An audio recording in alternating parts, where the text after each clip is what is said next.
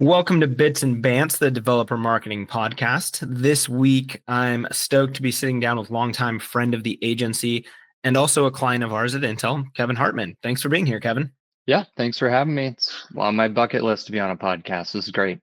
Not just any podcast, the leading developer marketing Yeah, podcast. It's yes. good to have you here, man. So I always like to kind of kick these things off by doing a little bit of scene setting about our guests.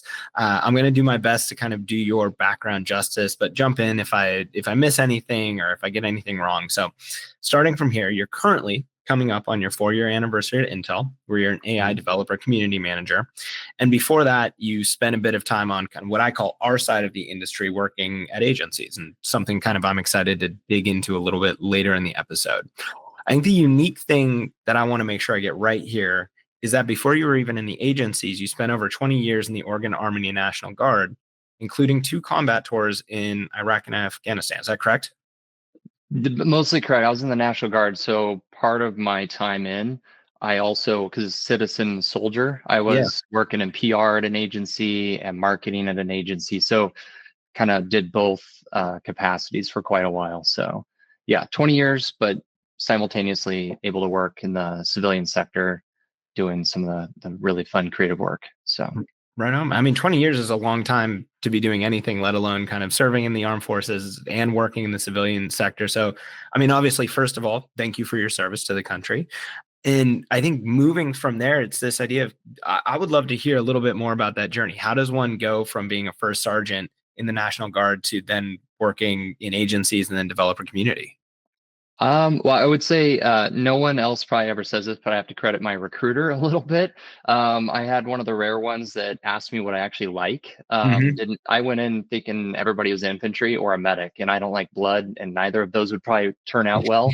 Um, but I wanted to join, and the recruiter asked what I liked, and I said, "Well, I like movies, I like film, TV Hmm. shows, all these different things. I mean, who doesn't?"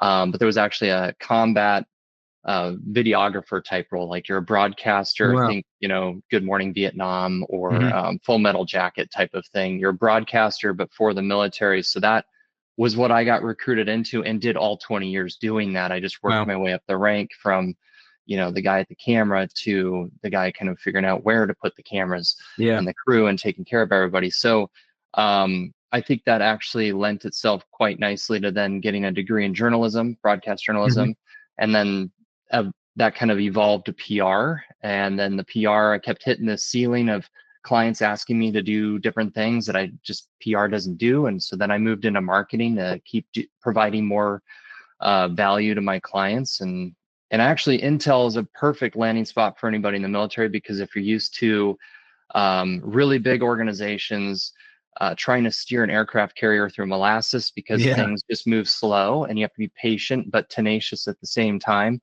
It actually fit really nicely for me. So, yeah, I don't know, that's in a nutshell. Otherwise, we'd be on here for all day. But yeah. We've been really lucky to have a few clients who have been veterans before, and I've heard of a similar sentiment from one of them. One of another client I've worked with has this saying where I'm always like, how have you gotten so good at managing things through large corporate bureaucracy? And he's like, well, you have to realize that I came from the largest bureaucracy in the world, right? The United States Yeah. Armed Forces. And if you can get something moved around there, you can do it anywhere. So you're not alone in that sentiment.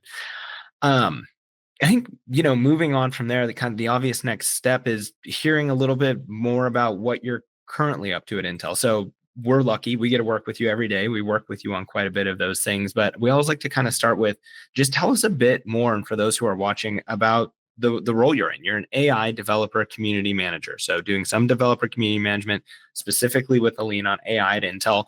What is that all about? Well, if you'd asked me that 4 years ago, I'd probably laugh at you, because I came into this job with a ton of imposter syndrome. I'm just Mhm. really upfront about that with people because I don't think it's talked about enough. I did 3 informational interviews to see if I was a good fit for the role, if it was a good fit for me. But I think out of all of it, the piece I've loved and what's probably made me successful is I just like people. And at the end of the day, developers are people. They just tend to have PhDs and they're really smart people. So a lot of the work that I do and I enjoy doing is connecting those. I refer to as I'm got the guy that sees a light bulb, Hmm. PhD holding developer over here. I see another light bulb, maybe it's a developer engineer at Intel, and I just put them in a room and see if they can light it up. It sounds kind of Yep. cheesy, but that's how I view it. Um, and that has been just a really fun ride. And I think my background in journalism has helped me because while I don't have a PhD and I work in AI, but through a marketing Sure. capacity.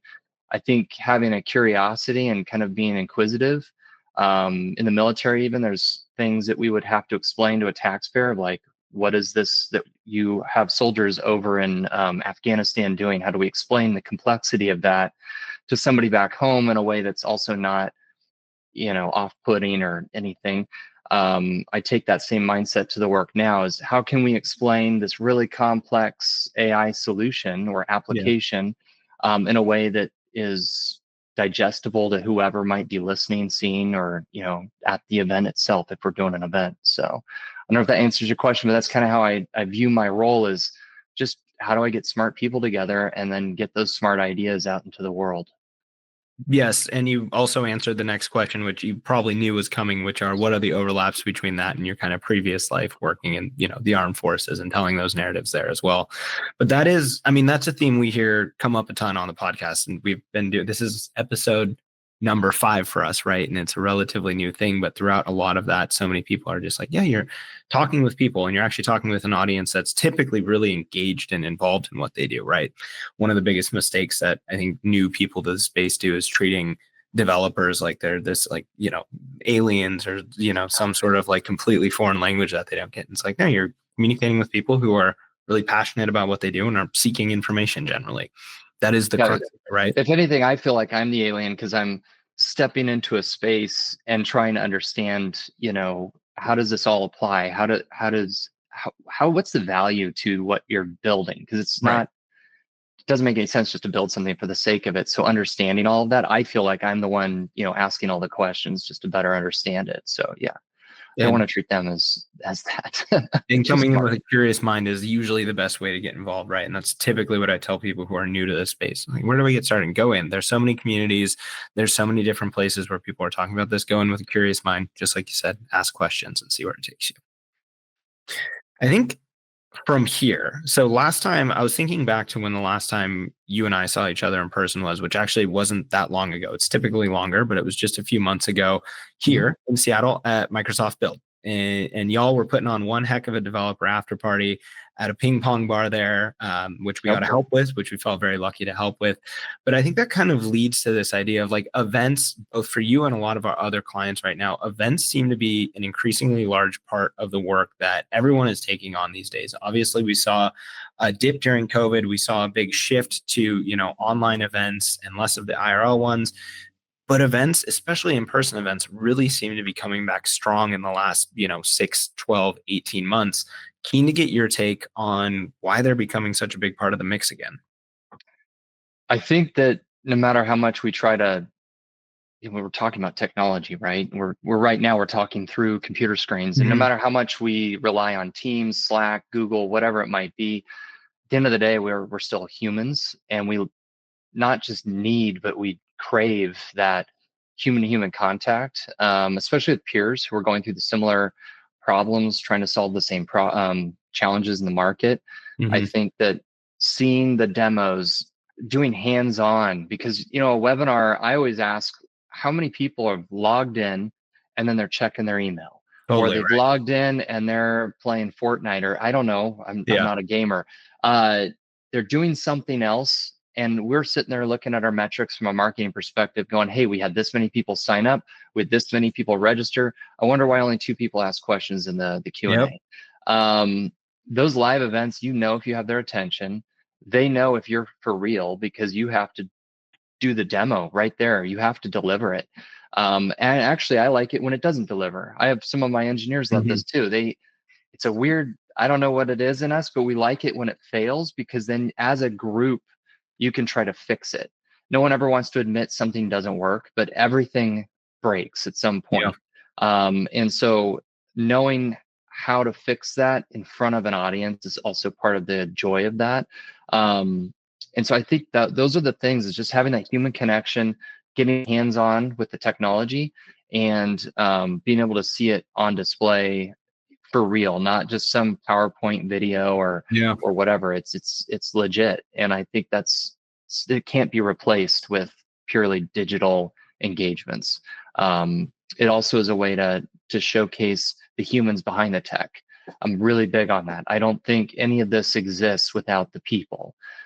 You need people who are developing it, writing the code. I know there's a lot right now with having AI run alongside of you and help you maximize and be more efficient, but you still need a person in the equation. Hmm. Um, and so I think that is irreplaceable. And so you've brought up something that, and we kind of share this as well. I think it's something that your team and my team's philosophies have really aligned on, is this idea of learning from your mistakes and being like, okay, when something doesn't work out. I'm going to put you on the spot and I'll give you a few seconds to think about it. If there's any recent ones that you can think of specifically from events where you're like, that just didn't work. And we learned from it. And kind of while you're thinking through that, I have one that we did a long time ago, and this was in the gaming space. We first started doing physical events with a PC gaming brand that Intel was working with as well, at gaming events. And the first one we went to, we had all these really good digital giveaways, and we thought, this is great, right? Gamers live in the digital domain. They're going to want, we have credits for them to download games. We have opportunities for them to go in and get in-game cosmetics, all of these sorts of things.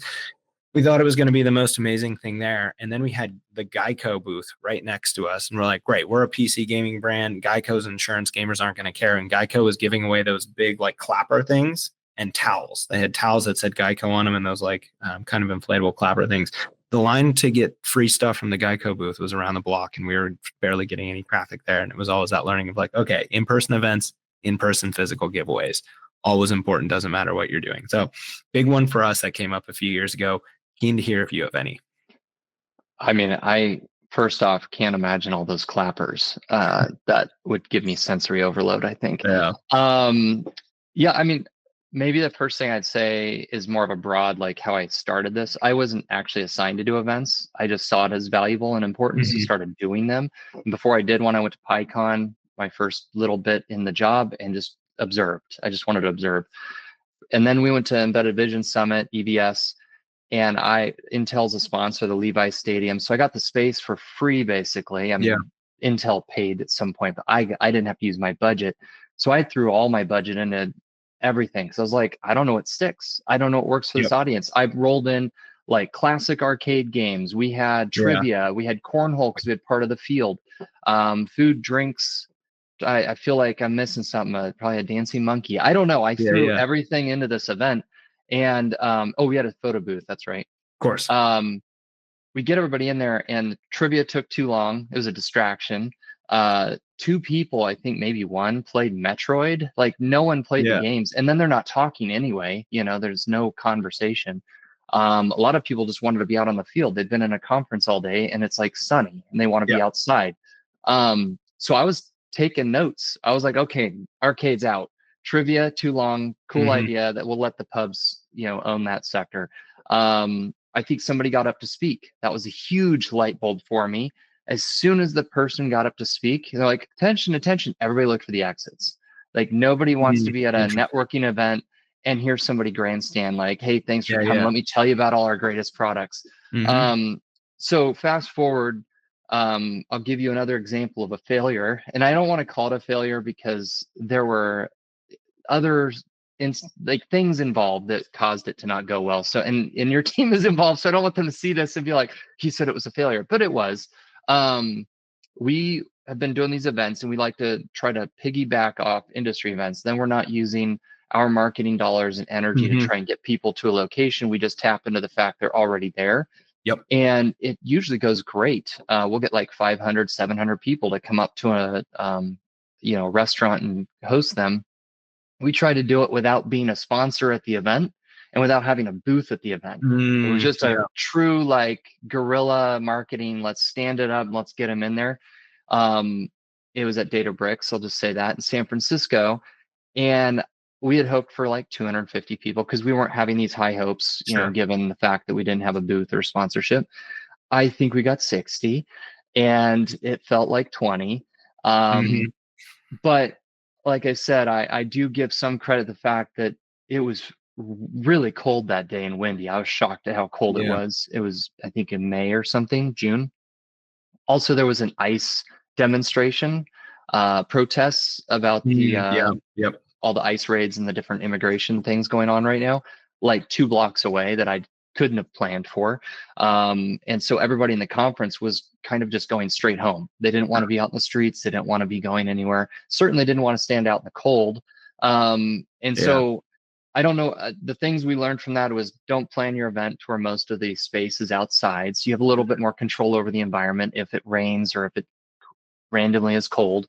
We didn't really learn a lesson about protests. You just can't help that. That's something that's just going to happen. And I didn't let it sweat. Like I didn't sweat it. I was like, we've got more events coming. Let's drive on, learn from it, keep moving. So I would say that that was the most recent, like, oh boy, this didn't Yeah. work. But um, yeah, I don't remember if there was another piece of the question, like what's worked, but I can tell Yeah. you that didn't work. And those are the good things, right? Like you said, it's, things don't always go the way you think they're going to. And it all comes, whether in business or sports or developer marketing or life, right? It's your ability to kind of learn from them, be like, okay, great. We figured that out. We're not going to do that next time. We're going to plan a little bit better, maybe do that booth or sponsorship and then bring people in. All those, take them, learn from them, move forward, and then execute next time. Hmm. I think the other side of what we've been working on, events, I think, is one side of what we've been doing a lot more of recently with y'all, which has been a lot of fun. I think the other side, which we've talked about quite a bit, is exploring more and more influencer programs and the role of influencers within the community and influencer activations. And I was specifically now, I found it somewhat ironic that in this era where AI is like taking so many jobs and leading to so many cuts and layoffs and efficiencies throughout kind of the tech space, that influencers, also known as real people, are actually becoming a more large, like an increasingly large part of marketing for so many developer programs. So, keen to get your take on why that might be and why they're so important.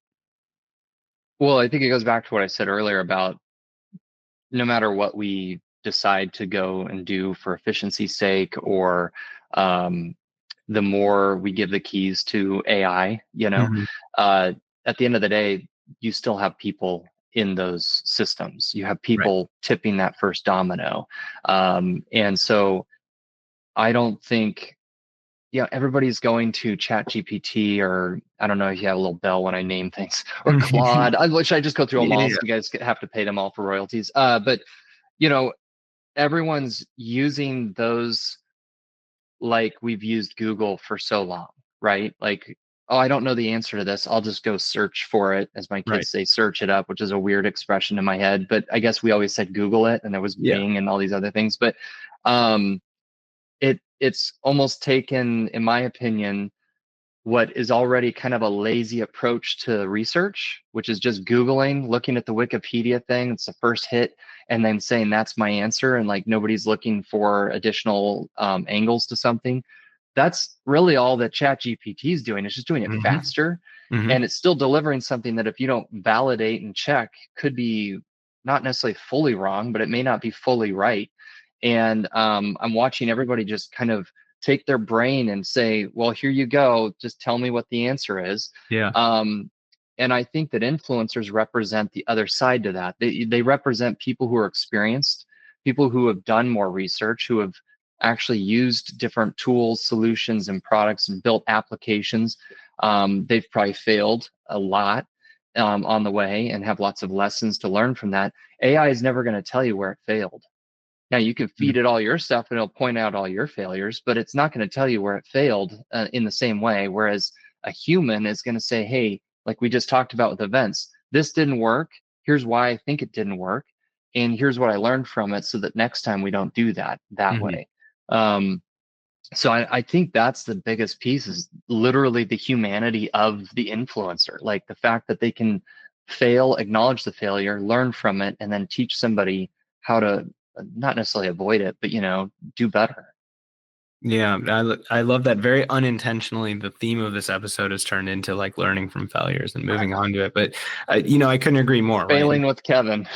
we're here failing upwards, right, as we all do, and learning from it. But it's an important thing to be able to do that. And it is that human touch and that ability to go in and analyze and take in the broader context of something as opposed to just, spitting out some facts that you found and working from there.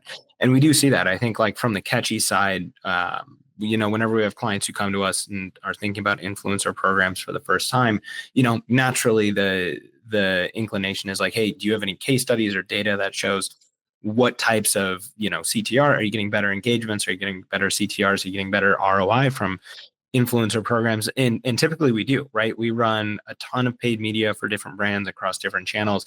And we typically see anywhere from 3 to 5 more engagement, like levels, 3 to 5x more engagement from influencers. Also for kind of end of funnel conversions, if that's something that's part of the campaign, we also see 2 to 3x higher from really solid influencer campaigns. So it does come back to that idea of like that authenticity. People who have learned can tell a broader story, and it is just generally more engaging to have someone there kind of working with you or telling you or showing you how something works. So it's been a fun part of a lot of the programs that we've been doing for the last handful of years, and obviously fun to be cracking that off with you this year as well. Yeah. This brings us, as promised from the start of the episode, something that I wanted to touch on and just get your opinion on, moving away from the specific work that we do together. But one of the things that I think we'd really love to hear from you and from all of our clients, and I think most agencies do, is when you have a client who says, I've been on the agency side, I get it. I think it helps that partnership between agencies and clients work a lot better when you can kind of have that shared understanding of what it's like to be on the agency side. So again, kind of in the spirit of picking your brain, would love to hear a bit more about how that experience approaches how you work with agencies and how you work with vendors and partners and all those sorts of things. It's going to be the other theme is realizing that they're people. They're Yeah. not. When you work with anyone, whether that's internal, like a colleague, or somebody at an agency, or an influencer, like we're all just people. And I think that you need to treat people with respect, and not just respect them, respect their time, respect their ideas, respect where they're coming from. And that was something that I learned when I was in age. I'm kind of service oriented, Yeah. like in my approach. I mean, I guess I did all that time in the military, but I like making sure people are taken care of. And even if I'm the client, I want to make sure my partners at the agency are taken care of. I want to be respectful of people on the East Coast. I don't need to be scheduling a 5 p.m. Pacific Yep. call for somebody that's in Florida. I want to be respectful of that. I want to be thinking about what they're up against, because I was an account director, and you're constantly looking at not just the work, but not sadly, it's just part of the job. You're looking at the budget. You're going, are we in the black or the red? And I'll have that conversation, which I don't think is super common from like a client side person who's never worked agency. Yeah. I also set the tone right up front. I've told every agency I work with, don't ever talk to me about hours. I don't care how long it took. I care about the output. That Yep. said, I know that billing, unfortunately, from marketing side, was inherited from the legal system, and it's an hourly system a lot of the time. So I understand that as a thing that the account side is constantly juggling on the budget. I just don't want to have that conversation. I want to stay creative. I want to stay outcome, focused. Like, what are we doing? What's the end of this mean? And tell me if we're out of scope, and tell me if we're over budget, and let's figure out how to make that right without ever talking about hours. So those are kind of the things I really look for, and then humility, like realizing that I don't have all the right answers. I don't, and neither does the other person, but hopefully together we're going to find it. And so I really enjoy bringing the humans at the agency, the creatives who should not ever be fully replaced by Gen AI. Yep. I do love merging them, though. I do love figuring out how do we add the two together and augment one another. But how do we bring that mind to the engineer mind and build something together? So that's another piece I just really enjoy, because when I was agency side, I couldn't stand it when I had a gatekeeper as a client who wouldn't let me get access to a stakeholder who I desperately needed access to in order to write the blog or to work on the social post. So you need to give access, and work as a full team. Don't think of it as this is my vendor. They're here to serve. Like, no, they're a partner. They're going to help us do what we're trying to do right now. So I mean, you hit the nail on the head. And for us, it's partnership, right? And you talked about different ways that comes to life, whether it's partnership between the tools we have with Gen AI and people, putting those together to actually get better results, or partnerships between teams and agencies and clients. And those, I always kind of categorize the engagements that we have as sometimes we have really fulfilling projects where we worked with a client, we got something done, and it felt like a fulfilling project, right? The end result was good and we all kind of moved on and that got it done.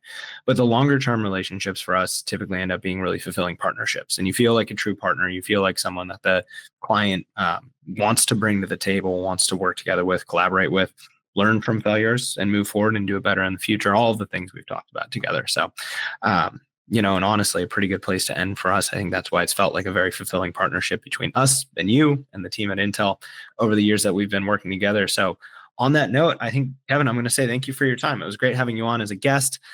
If people are curious to learn more about you, your work, your team, where's the best place on the internet for people to find you?